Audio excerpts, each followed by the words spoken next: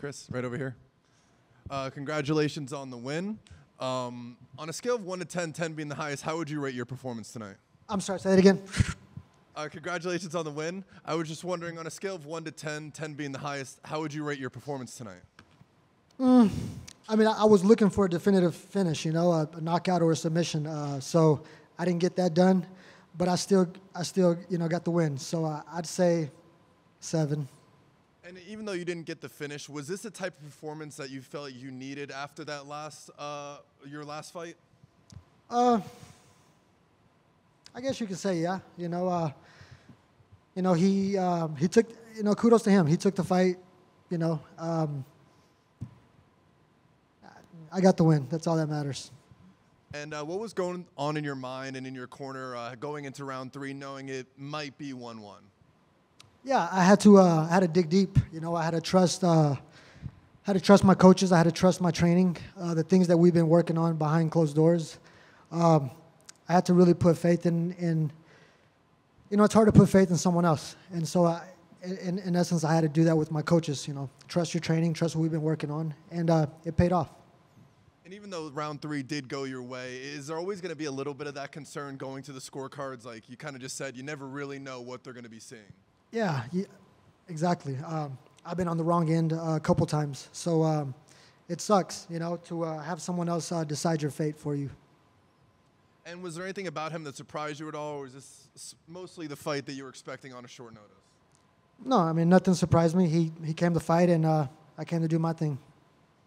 And where do you go from here? Do you want to fight again this year? Yeah, I mean, as you can see, I got a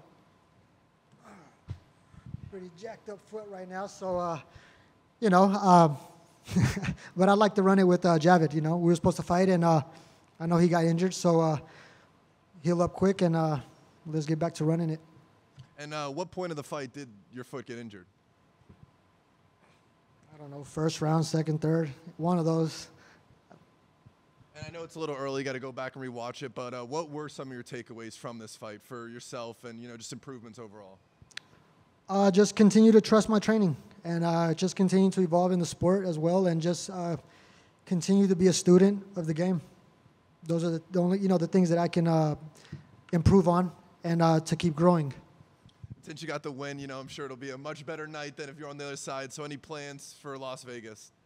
No, just be with the family and the team, get something good to eat, and, you know, that's about it. Congratulations on the win. Thank you. I just want to know what you're going to eat. I actually do have a question, but okay. You mentioned food. So. Yeah. I don't know, man. Them chicken nuggets you guys got look good right now, so I don't know. You know, maybe a nice burger or something. I haven't been able to eat that for this camp, so maybe I'll do that. So I'm just curious what you thought of your opponent. You know, it's a UFC debut, short notice. Do you think he has a career here? What are your thoughts on just him, like, now that you fought him? Yeah. I mean, you know, he said something to me. He said, "Hey, man, you made my dreams come true." I felt that because I was him too at one point. So, yeah, he belongs here. You can tell he's a good person. So, yeah. Did he say that to you right after the fight? Yeah, right after the fight, we hugged, and he goes, "Hey, man, thank you for accepting the fight. You changed my life." You know. That's awesome. Yeah. We've been talking to a lot of people about the Olympics. I'm just curious what your opinion is about if MMA should be an Olympic sport. Yeah, I think, MMA should be an Olympic sport for sure.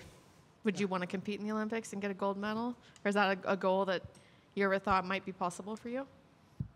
Man, with all the bullshit that goes on in the Olympics, no, I'm not the type. I'll speak my mind. So maybe I'm not the best representative for that because some of the shit that goes on over there, that's not with me. I don't do that.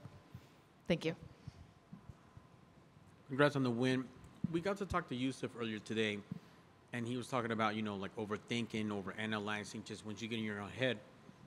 Is there anything such, even if the word benefit makes sense, when there is a switch of opponent, you're like, all right, good. I don't have to think about this anymore. Like, let's just let me adjust, let me pivot and make my fight happen. Yeah, I think true.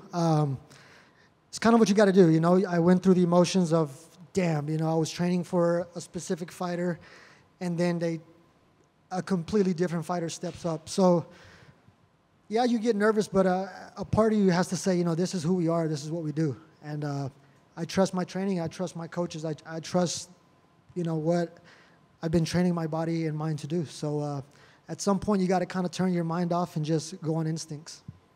Do some of those things, and thank you for sharing that, just being a young veteran, kind of kick in and you say, you know what, this dude's making his debut, you're undefeated until you met me, and I'm going to apply being under these big lights before, because there comes a lot to this that we definitely don't see, but you do have a little bit of that, like, that young veteran swag to come into this fight.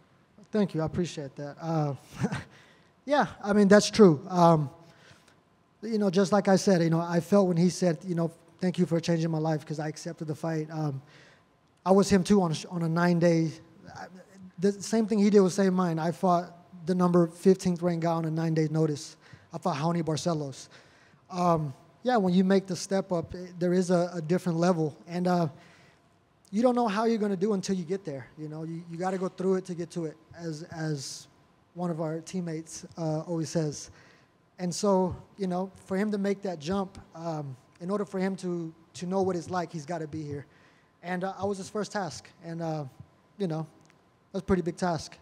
Like I said, and I'm not saying that in a cocky way or anything. It's just I've earned my spot here, you know, and I've been here for a while, and I plan on still being here. Yes, sir. And not at all, no arrogance. That's confidence. I'm picking that loud and clear. Okay. Certain fighter styles are kind of tricky. I don't think anybody signs up to go up against a southpaw. That footwork tonight was really on point, and you for sure used the right distance to gauge him, kind of try to, you know, pick him up from the outside. What were the talks in between rounds to make sure you stayed, you know, grounded, focused, and see, like, hey, yeah, I saw that. Let's keep that going. Yeah. Yeah, you know, coaches, you know, talking to me in the corner, he's telling me, hey, when you're drifting out on certain sides and, you know, certain codes that we got that, you know, I'm throwing certain things. I see openings, and we're both, you know, we have to lock in. Like, okay, you see that? Okay, yeah, I see it too. Okay, let's trust it, and let's throw, you know, we got to see what happens. So that's the scary part in fighting. You know, you know, you're the one in there. You're the one throwing leather, and, you know, I've been on the wrong end of that too. So, you know.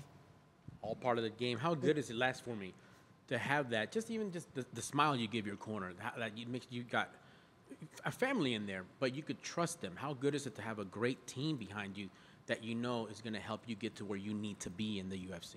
Yeah, of course. I think in order to go far in life, you need a good, strong support system. You know, you need people to be in unit, and you know, it's hard sometimes. You know, you have fallouts, and, you know, life gets in the way. But you gotta, you know, just gotta ride through the storm together, and, you know, the ones that stay, and those are the ones that are going to be with you, you know. Awesome, man. Congrats on the win. Hope you get the fight you want, and well done tonight, sir. Thank you. Chris, I have a question for you. What's that? Your brother, mom, and dad were in the crowd tonight, also a few teammates. What does it mean to have them here supporting you? That's a good question, man. It feels good. It feels really good to have my family here and teammates and friends because, you know, it's a support system. So to have them out there cheering your name and, you know, knowing they took time out of their lives to come support you feels good. I appreciate that. Awesome. One more. Who were your best training partners this camp? Who did you train with? I trained with a couple of good guys. You know, Yusuf Zalal was one. There's this other little ugly guy around there. His name is Isaac Dolgarian. You know, I was training with Brandon Royval too. You know, a couple of us in there that, you know, we get good rounds in. Awesome. Thank you. Thank you.